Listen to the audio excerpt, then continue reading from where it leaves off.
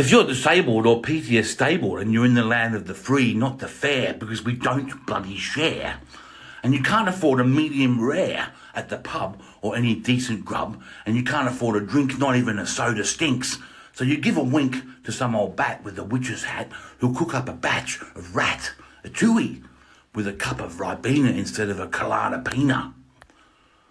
Just be happy to be alive, for you won't bloody thrive if you can't even afford your rego or even a bloody van, and you go see old Dan who owes you 28 grand and ask for a car, and even an ex-star won't mean a thing until they ding-a-ling rings, which ain't be happening, so it must be time for some more wine. A flagon from the past will give you a nice rasp for $20, no more. And even if you're a bore and bludge smoke from all the blokes until they're yoke in the face with egg on your face, 'cause you can't afford to smoke tobacco, but can only afford the wacky mobacco, what sort of world really is it we live in that a man can afford drugs but not a cigarette, and must buy second-hand food that cannot be sold in a shop, but only to a mug with no grub in his cubs? At a bloody food depot for all the dicky dellos from all the pubs who spent all their food money on mugs instead of drunk with the heroin monks. I say that this must be the land of we don't give a shit, especially if we're rich and can pay our taxes to the gov for our Benson and Hedges everyday grudge. Those classic red, and even give a fair few to old Ted. We all think about it lying in bed, dreaming of a way to have a decent life, even without a wife, for we go without more often than not, and cannot afford to even buy new clothes, not even second-hand clothes, at the old op shop, because it's now a top shop for Richie Rich, a vintage clothes shop for designer brands, with any old clothes being turfed for being no-name smurfs. Raggle-taggle, curf and go to Kmart, they say, and waste a day away trying to find a shirt that fits your girth. You'd have more of a fat chance moving to Perth. But hey, it's no one's fault that the cost of living is so hell-bent you can't even afford to rent. 114,000 New South Wales battlers sleep at rough amongst the gruff. Every day I give thanks for the life I have in my own home, with those I love, and always I wonder how it can be that a country so fine as ours can wine and dine, whilst the rest, who are the best of us, suffer and pine for the most basic things, especially when no one ever rings. So it must be an attack on those who cannot defend themselves, or nasty little elves, for it could not be from someone with a heart. You better quick smart from caring in the land of no sharing, for is it the land of the free or the fair? I don't bloody care. So just remember when you're sitting in your chair, eating an old mare or two. So few of us eat at a restaurant maybe once a year. Don't let it bring you to tears. Savour up every bit of that old horse with no remorse. Go on as if you were Inspector Morse. And you've done your bit for society. You pay your taxes. It's not your fault. Others are locked in a vault. And remember, when you're with your wife, she loves you because you're no strife and can pay with constrife.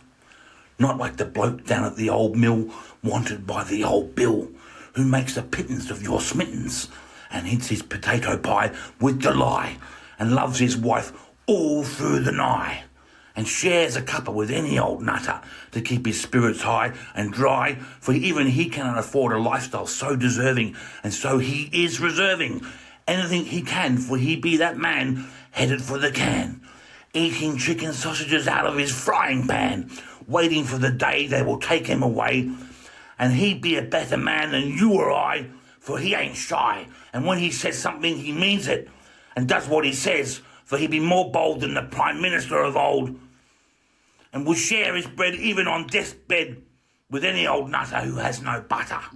But hey, who cares? For we don't bloody share. Well, that was young or old, we don't know. Rowland Schultz talking about palatable Unpalatable inequality. What are we willing to swallow? Kelly Whitworth, the world's greatest producer, well, second greatest after God. All I can say is thank you for rounding up this guest. Did we have to pay him some money? No, nothing. Nothing? He was happy to join us. Is that true, Rowland? You're happy to join us? Absolutely, mate. How come? What's wrong with you? You're from Sydney. All you bastards want is money. You mean, are there people in Sydney who care? Say it again, sorry, mate. Are there people in Sydney who care? Oh, of course, yeah. It's not so bad. It's not so bad. No. All right. It's actually changed a lot. Has it? Yeah, it's become better. How come? What's happened? Well, I think people aren't so sort of stuck up. Right. Melbourne is, everyone cares about each other. And, I think you believe the propaganda, mate. Now, look, Rowland, we're going to have a little chat. Now, I've got some very strict rules. Sure. And it's very simple. Only original shit gets put on Radical Australia, and that was your original poem. When did you write that? Last year. Yeah, what drew you to that? I didn't sort of decide to become a poet. It just sort of happened on its own. And one afternoon I sat under my Norfolk pine tree and on the steps and just sat there for about 2 hours writing this poem. And that's what came out. It all rhymes, and I think it's one of my best ones. I think. Right. So, what is it? Experiences of a lifetime came pouring out of you. Yeah, just I suppose the right words come at the right time. Often I get a few lines and then I'll put it in my notebook and then I'll come back to it and then a whole poem will come. Yeah. So. Yeah. Look, Rowland. I heard you made a disparaging remark of this program. What was that? Well, Kelly said that you kind of said we're like the ABC because we want to know about your private life, mate. We're not like the ABC. This is not this government gilded Australian Broadcasting Corporation. This is Radical Radio, Community Radio 3CR in Melbourne. And we're interested in you and your life because we want to know what makes somebody like you, how you are. When were you born? Sure. When were you born? I was born in Sydney. Yeah, what year? Come on. 1979. You're just a youngster, mate. You know when I was born? 1940? Close. 1951. Okay. You got it there. You got it there. 1940. I'm a respected elder. Hilarious. I'm a disrespected elder, or as people say, I'm a disgraceful nonno. I'm a bad nonno, all right? Now, Rowland, you were born in Sydney. Are your parents still alive? They are, yep. Yeah. Well, can you say anything about them? That's good. We don't want to kind of just say anything nasty. Look, excuse me. My parents, both my parents are artists, and Right. my mother was a tracer when I was growing up. She did that for the job, but she's also a visual artist. Yep. And then my father worked for John Law's radio and ABC Radio, and Yep. also Today FM. He was an audio engineer. Mm-hmm. So that's what they did when I was growing up from the age of 1. But, they both sort of went on to lead careers in actual art, which was, once they left their work, they both did visual art. So a big artist family. My sister's quite a well-known artist. What's her name? Schultz. Right. Yep, and so the whole family does art, and I was very lucky. My parents split up when I was about 8 years old, and Right. I had a godfather up the road who became like a second father to me. And Now, can I ask a question here? This is Sydney. Yep. Is this a real godfather or a nice godfather? both. Both. It was both. Well, that's what you need. You need somebody who's both. Now, getting back to your mother and dad, what type of mediums is your mother still, you said she's still alive, is she still working as an artist? She's done like in recent times. She's done a lot of sculpture with clay, All right. and she Yeah. she does like sort of gargoyles and a lot of sort of demonic sort of looking things, which is kind of cool. She doesn't. She doesn't kind of use you as a model, does she? No. Oh, that's good. And my dad's a printer. He does a lot of printing. He prints a lot of wood engravings and lino cuts. All right. Yep. Yep. It's very hard doing wood carvings. No, not wood carvings, but wood block printing. Very hard because you've got to do it in reverse. My late wife used to do. Yeah, she used to do a lot of wood block printing. It was very hard work. Yeah. My dad's actually in one of the wood engraving books, which is a worldwide book, I think. Yeah. Oh, that's good. Yeah. He's got a bit of talent. Gilbert. His name is Gilbert Schultz. Right. Yeah. And your mum's name? Katie Bennett.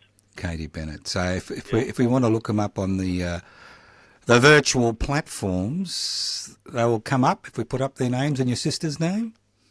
Callagher Schultz. You'll probably find her. Yep. Right. Yep. Yeah, that's excellent. So where did you go? Where did you go to primary school? I went to Bagola Plateau Primary School. Bagola Plateau.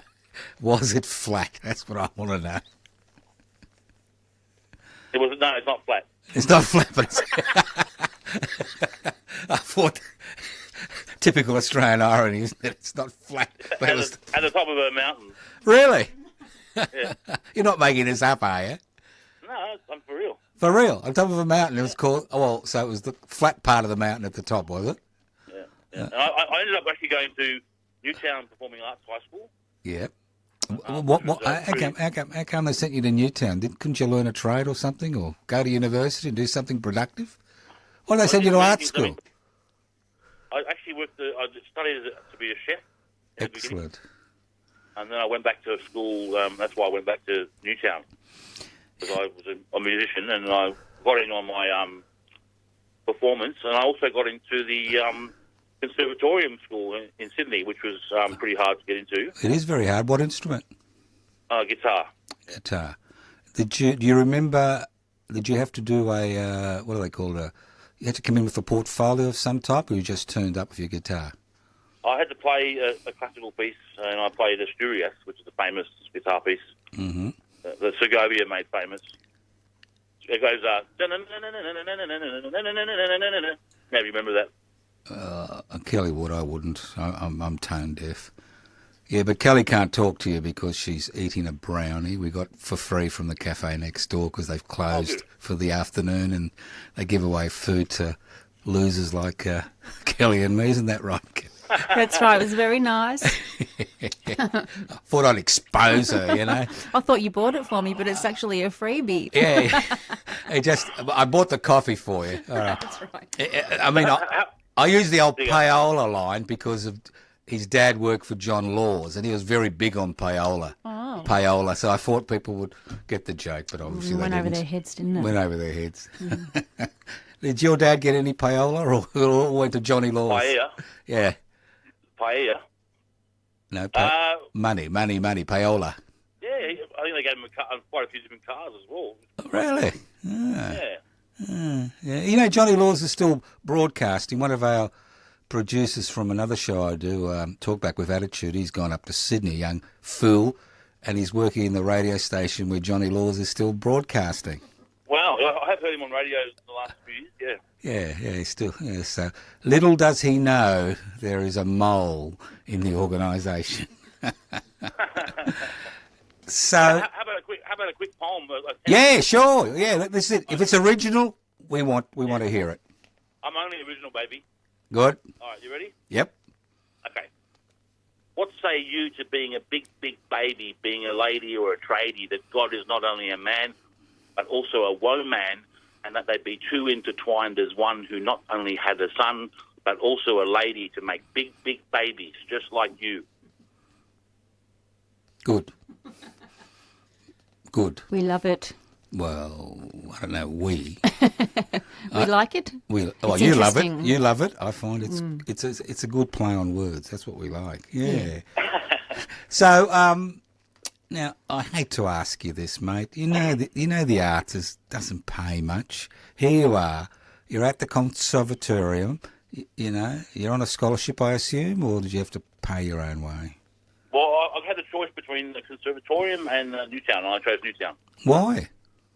Because Newtown was more eclectic and the sort of cool people, and, you know, I was cool, so I wanted to be around cool people. Right. You were cool. Was that... Joe wouldn't know about that. Look, darling.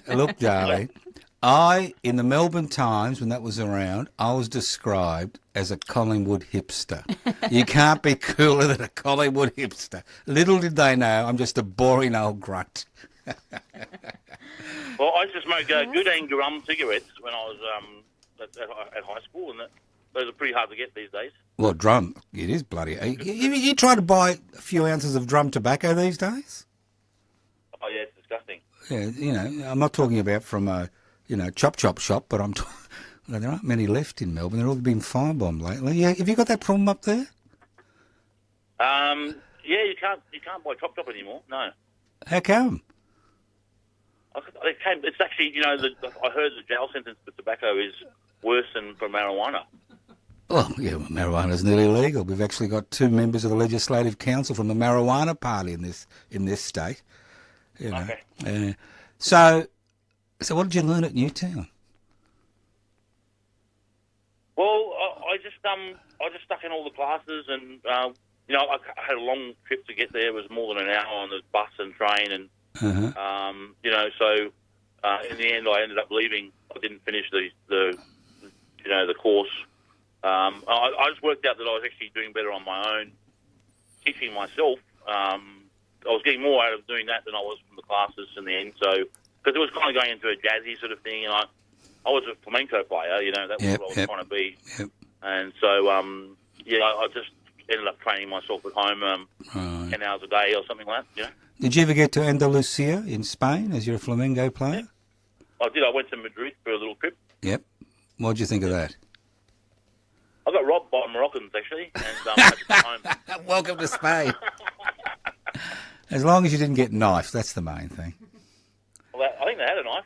Yeah, they usually do have a knife, but as long as they don't put it into your body, it's all right. Yeah. Yeah, I was having a bit of a laugh with my son, who's in his mid-30s. When he was in Cairo, when he was in his mid-20s, he got robbed at knife point.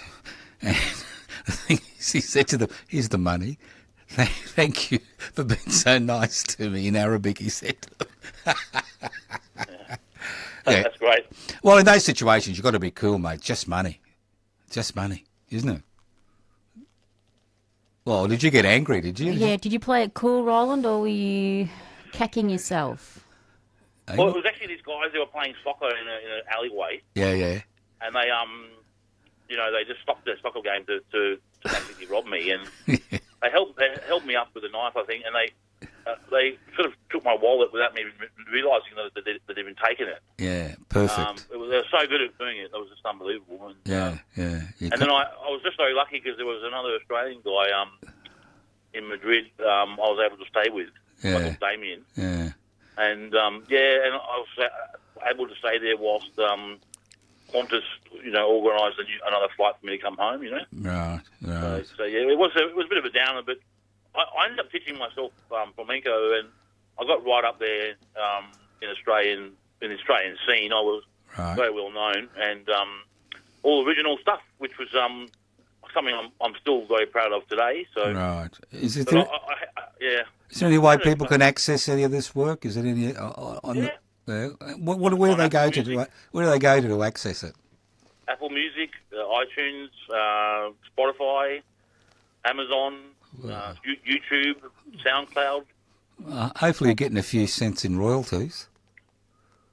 Actually, I'm not. I'm not getting any money from my music, which is unfortunate. I've lost all these companies have taken over handling my music, so I've got to try. I've contacted them, and they've turned around and said that I actually owe them money, which is strange because technically they should be making money, but they charge a certain amount of money each year to keep the music online. Right. It's a very old system, and because I was in a car accident in 2015, I had a brain injury and ended my career. Right. And I've only just got back to playing flamenco now, which is about 9 years later. So I've lost all of money, the income from the music. But I'll get there eventually. Right. Now, before your car accident, how were you earning your living? As a professional musician or other work, or? Yeah, I used to I used to do gigs all the time. Right. That was my life. Music was my life. Right. So were the gigs were they kind of Spanish, Portuguese, North African type of background, or were they just general gigs? It was all kinds. Like Yep. we used to play in the Spanish club in Melbourne. Mm-hmm. In Melbourne, that's just down the road. I had about 15 years playing music in Melbourne. Right. What And, what did you kind of drive down or fly down and fly back up? No, Okay? I lived in Melbourne for that time. You lived in Melbourne. Yeah, and had a music career. Yeah, In Melbourne. Oh, excellent. in Melbourne. Yeah. Yeah. What years was that? Oh, I don't know. Just roughly. My accident was 10 years ago, almost. So Yeah. probably 5 years before that, I suppose. Right. And what was the scene like for a flamenco guitarist in those days, like in Melbourne? Oh, I had a great time. Mm-hmm. I really had a great time. I had some great gigs. I had a regular peña at the Spanish club, Mm-hmm. and we would do a big show with dancers and percussionists, and I'd play all my original flamenco guitar music, and Right. we'd sell tickets, and we'd play at open studio many times. Right. That was a great place. We sort of kind of started out there actually, Uh-huh. and we packed that place out completely, and it's a very small venue, but right back in the beginnings, when I was about 21, when I first got to Melbourne, I played in a place called Zimmer Bar, which was on Ackland Street. Yeah, I remember the Zimmer Bar. Yep, I'm old do enough. remember that? Yeah, I'm old enough, mate. Yeah, good. Well, Ernst was a really good friend of mine. Right. Yeah, and so we played there all the time, and then unfortunately this thing called a sound limiter came in. That's And right. it's You were annoying the neighbours. And if you play too loud, it just cuts the sound off completely Yeah, yeah, for 30 seconds. And so you'd be playing a song, and everyone's dancing, and then suddenly the sound goes, yeah, yeah. It's funny, isn't it? So- You got venues that have been there for decades, and all of a sudden the NIMBYs say, you're making too much noise, and they've driven up the property prices by gentrifying the area, and they closed down the music scene. Yeah. Yeah. So, 15 years in Melbourne. So where were you living? Well, put it this way, I got to Melbourne when I was 21, and I had my car accident when I was 36. So Right. basically 15 years. So were you living around the CBD, or were you living outside? I was living in Caulfield and sort of that area. Right. Yeah. Any particular reason you were down that way? There wasn't a... What happened was me and my girlfriend, she's no longer, she's deceased now, unfortunately. Right. Sorry to hear that. What was her name? Her name was Evelina. She was the most beautiful woman I've ever met. Right. And we had a bus, a big mobile home that we bought, and we lived in it, and we wanted to get off the road, and we just happened to find this advertisement in the paper which said, can fit 5 cars in the driveway. So we were able to rent this place and get the bus off the road and rent a house together. And it was in Caulfield. It was on Bamborough Road, actually. Oh, yeah. Yeah. And there was there's still a cafe there called Delish. I used to go there all the time and have food. Yeah. It's really nice food there. Mm-hmm. Yeah, and that's how we got. I'm gonna ask a rude question. Houses in Caulfield aren't cheap to rent. Maybe they were different in those days, was it? It was pretty cheap. It was sort of like $300 a week. Oh, right. Yeah. So, Yeah. Oh, good. Yeah. And did your partner? Did she die here in Melbourne, or? She died in Sweden. She was a Swedish Right. girl. Right. Yeah. She We went. were together for many years, and we stayed in contact even after my accident. Right. I was sort of in contact with her, Right. and I was sending her a lot of the music I was writing in the country, and I was sending her photos of this property that I was living on, which had many houses. And I was saying to her, "Why don't you come back to Australia? We can have a family." And she's saying, "Oh, it's too expensive to come back to Australia." But unfortunately, she had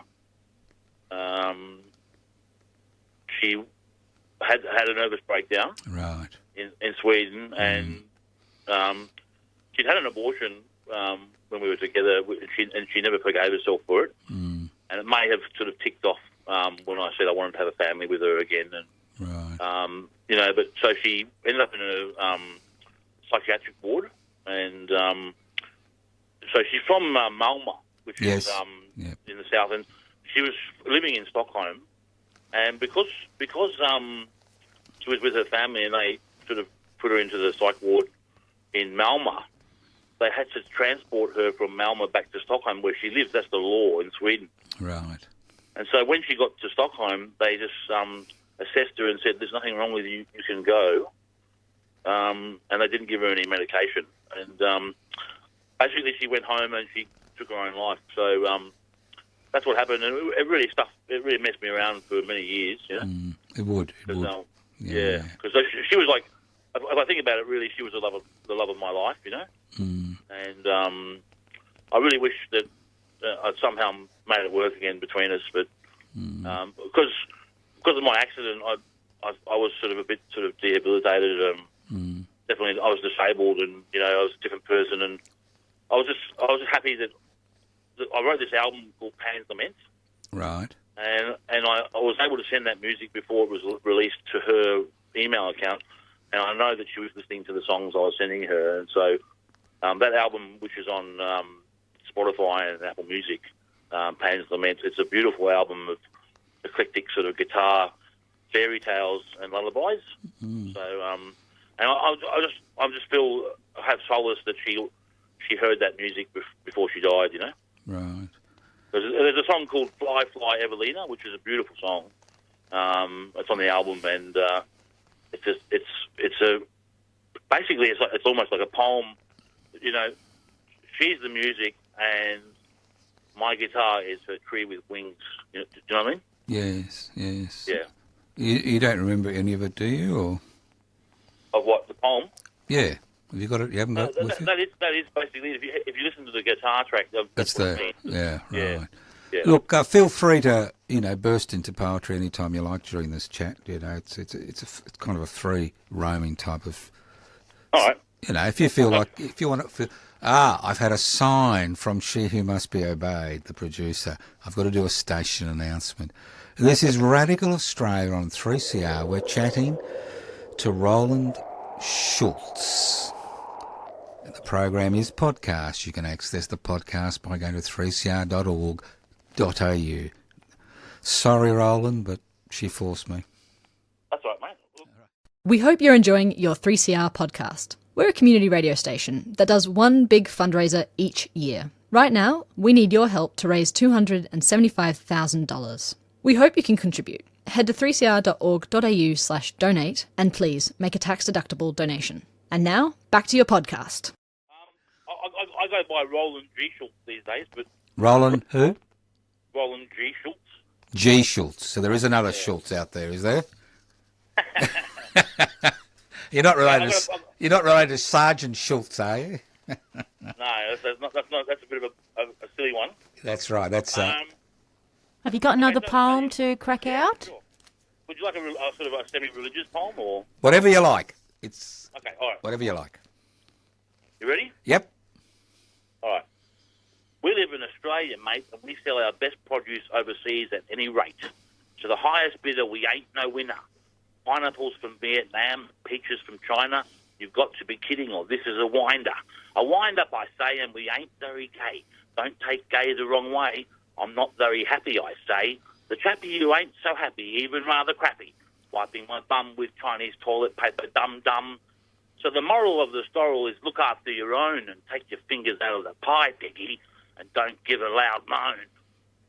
Oh, you bloody politician types, you're making all these accusations that we don't live in the land of milk and honey, that we don't live in an egalitarian community, that the rich and poor, there's a division between us. I don't know, Ronald G. Schultz. Where did you get all these ideas from? Oh, they just come to me, and most people agree with what I'm saying. But Well, we do agree with you here. We're just pulling your leg, mate. Yeah. I know. Yeah, it's funny, isn't it? I've got a really funny one here. Yeah, all right. Go ahead. Okay, all right. Okay. Blessed be the Christians and their beloved Yeshua, who they call Jesus, like McDonald's and Hungry Jack's. I know, well, I'll be taking a snack with Jack. Jesus, who the fuck is that? There you go, Rowland G. Schultz. Now, obviously, your little dance with death hasn't pushed you into the pie in the sky brigade, has it? No, I'm very humbled. So, what happened? Are you willing to talk about the car accident? Yeah, sure. Yeah, what happened? Unfortunately, I left my career in Melbourne and tried to come home to New South Wales, and as you know, it's very expensive to live. Yep. And I had a big truck which was filled with my stuff, and I had somewhere to stay. And when I got to New South Wales to Sydney, the place fell through, even though I had like a lot of money in cash to pay up front 6 months up in advance.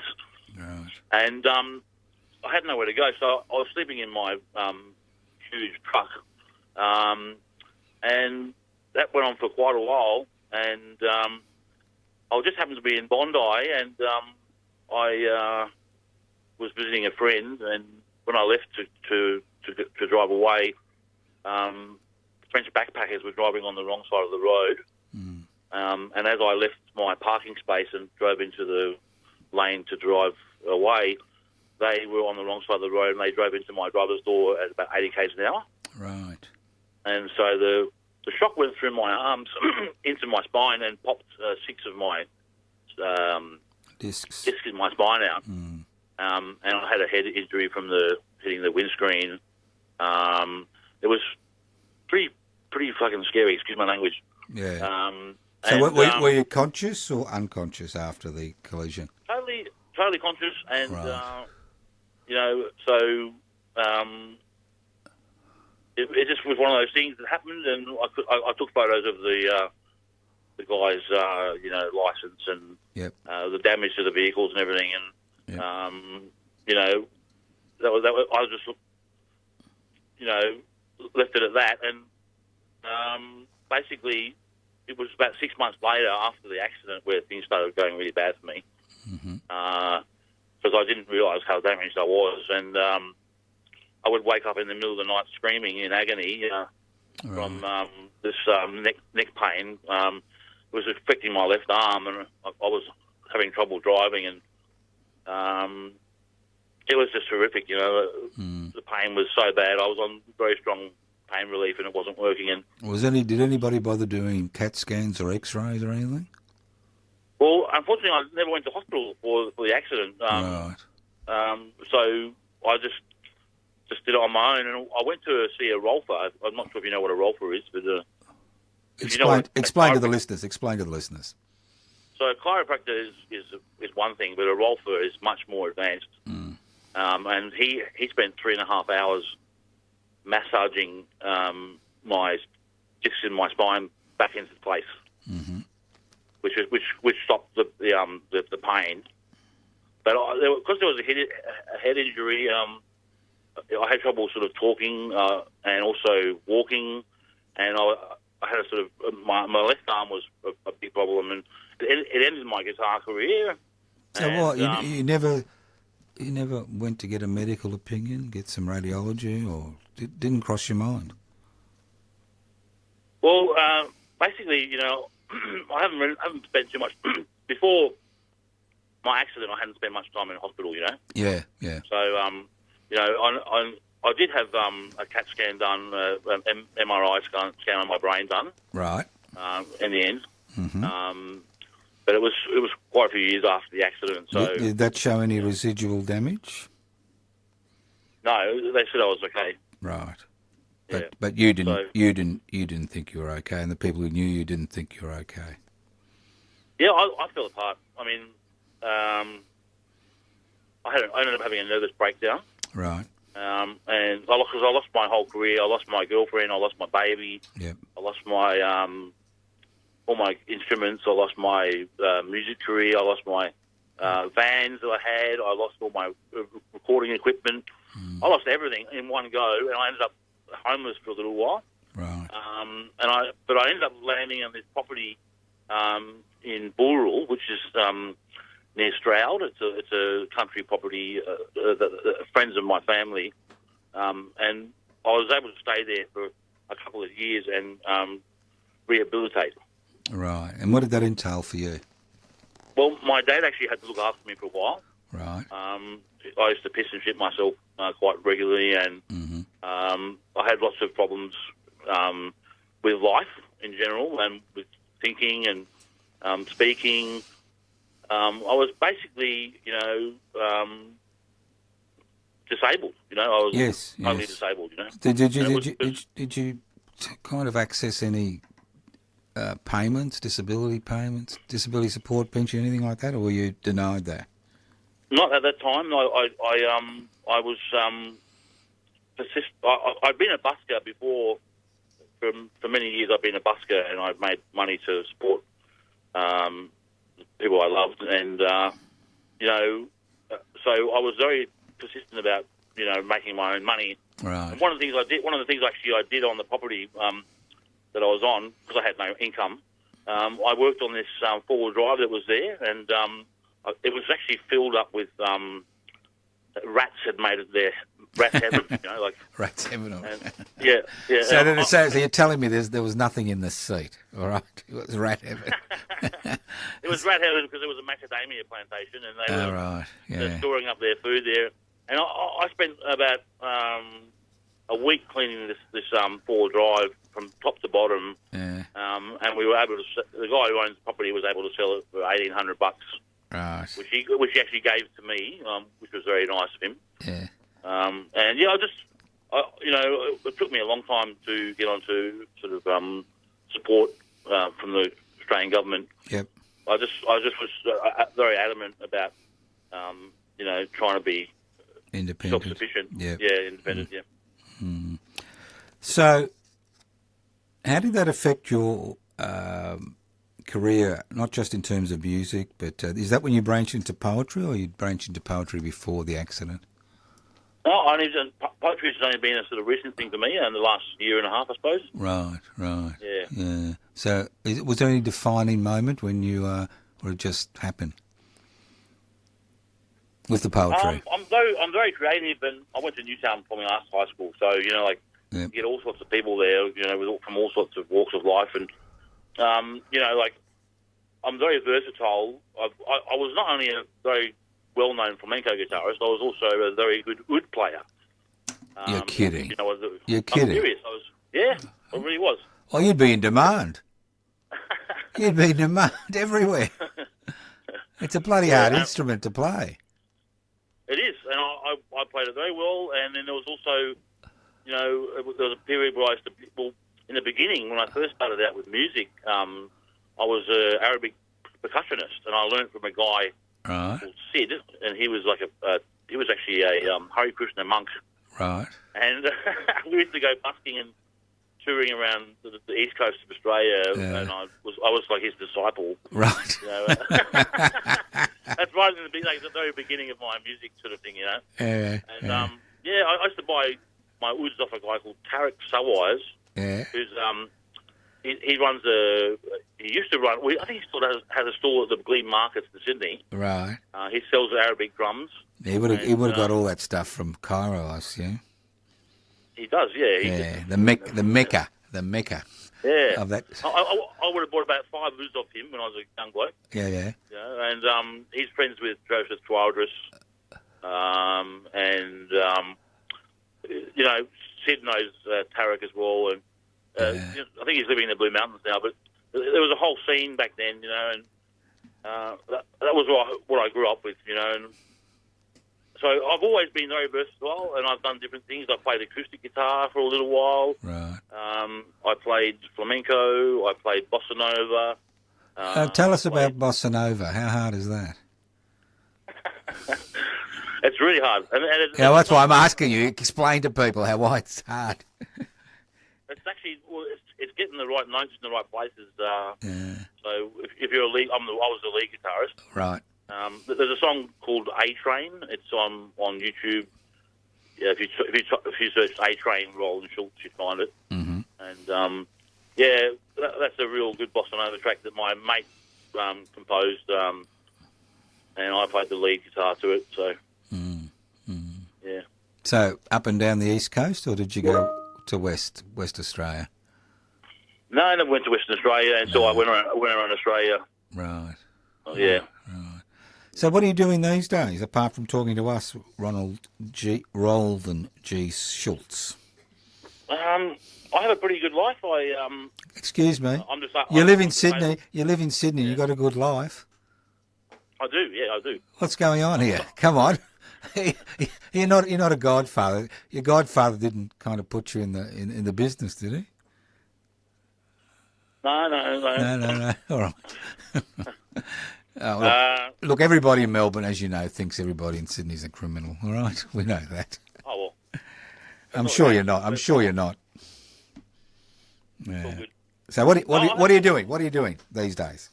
Look, I'm disabled. I won't kid you. You know, like after my car accident, that's what I am classified as now. I'm so, you know, basically, you know, I can't do what I used to do all the time, but I can do it sometimes. Right. And that's why I've gone back to flamenco, guitar playing, and then the poetry is one thing that I do as well. Not that I don't make any money out of it, because it's not something that you would make money out of unless you were sort of putting a book out. Yeah. And I don't know why anyone would want to buy my poetry book. Mm-hmm. But, you know, it's I do things, I've always done things because I love what I do, you know, like I love to be artistic and creative, and I have no reason, you know, to doubt in my mind that I will always be like that. Right. So you're not the type of bloke who's satisfied with covers. I assume you've never done a cover in your life. I used to do the Gypsy Kings. Did you? I had a band called the Gypsy Crims. The Gypsy Crims. Well, it fits with the Sydney. Now you're going to tell me it was in Melbourne. It was in Melbourne, yeah. And we used to do all the Gypsy Kings covers. I was the lead singer. Yeah. And yeah, I mean, we had so much fun. If I think about it, yeah. Are you playing with anybody else at the minute, or are you just by yourself? What I'm actually thinking about doing at the moment is going back to play the oud. Yep. And I was talking with an oud maker last few days in Lebanon, and he might make me an oud in the future. But I had to make a decision when I was young that I was either going to do flamenco or I was going to be an oud player. And I chose flamenco, and I had a big career doing flamenco from all walks of life, you know, from rumba to the serious, you know, stuff. So, and I'm now at a point now where I'm thinking I'm going to choose oud. Right. Because I don't really have the Sydney scene is very different for flamenco, and I haven't really clicked with the people that are out there, you know. Right. What they just do traditional stuff. They're not interested in change. No, it's not that. It's just that they're very cliquey, sort of. They're very cliquey people, and it's all about who you know. And yep. I can't really see myself wanting to work with any of them anyway, because the people I used to work with in Melbourne were much better. Right. That's the truth. Yep. You know. Yep. So you know, that's one thinking. With the oud, I can actually go really far, even on my own, with a backing track. Like I was thinking about doing electronic oud music. You know. Yep. There's one track on my YouTube channel called Zehir, Zehir. Now, again, what's your YouTube channel, just in case people want to get to it? Rowland Schultz. Rowland Schultz. Not G. Schultz? There's about 4 or 5 accounts. Right. But they go to Rowland Schultz, not Rowland G. Schultz.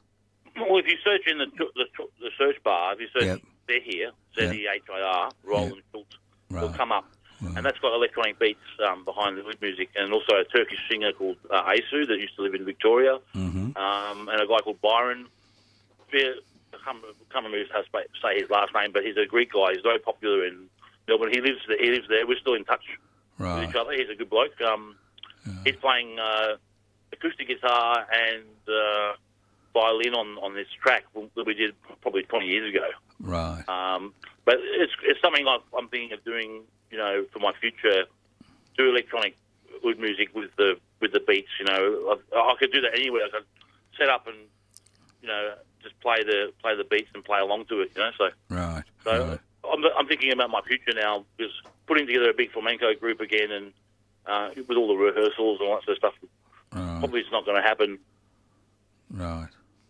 So how about, when you say disabled, is it an energy thing or a dexterity thing, or what's the residual issue you've got now?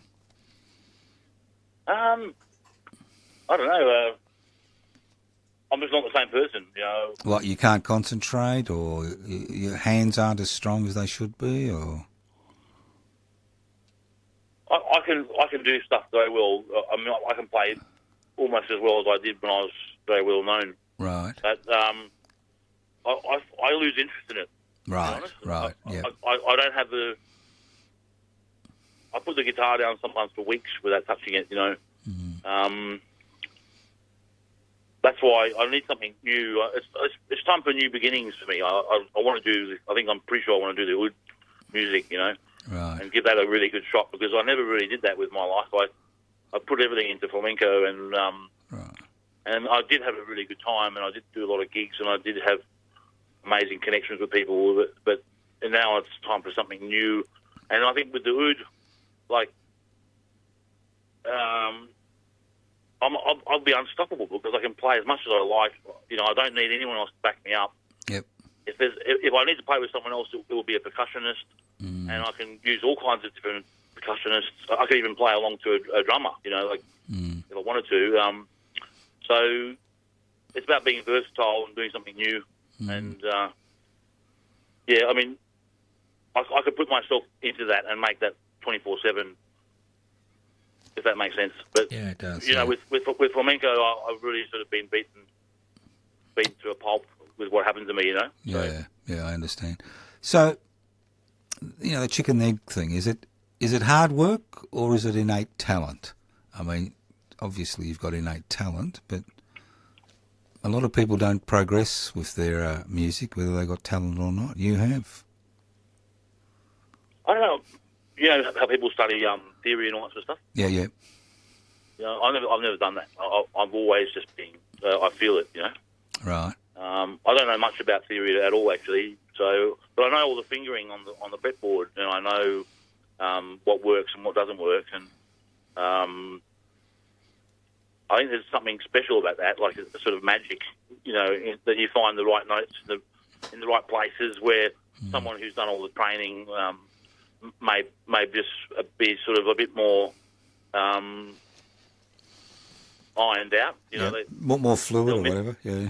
They'll miss that. They'll miss out on all that magic, because they just know too much. They're thinking about it too much. They're not playing it, So you don't think about it when you play?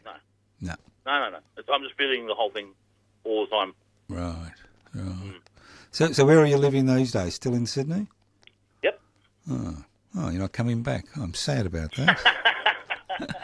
Well, you'll have to keep us on your list so we can, if there's a gig up in Sydney, we could come up or something, It sounds interesting. I've always been interested in the oud.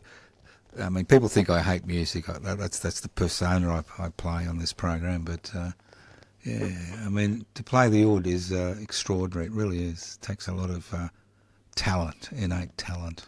Yeah. Thanks, mate. Yeah, thousands. Is it? How old is the instrument? Thousands of years, is it, or hundreds? So I can't remember. I don't know too much. Don't know enough about it. I know it's probably the predecessor of the guitar originally. You go back far enough. Yeah. Yeah. Quite extraordinary. Now, young Kelly, you've got a song that you've got lined up.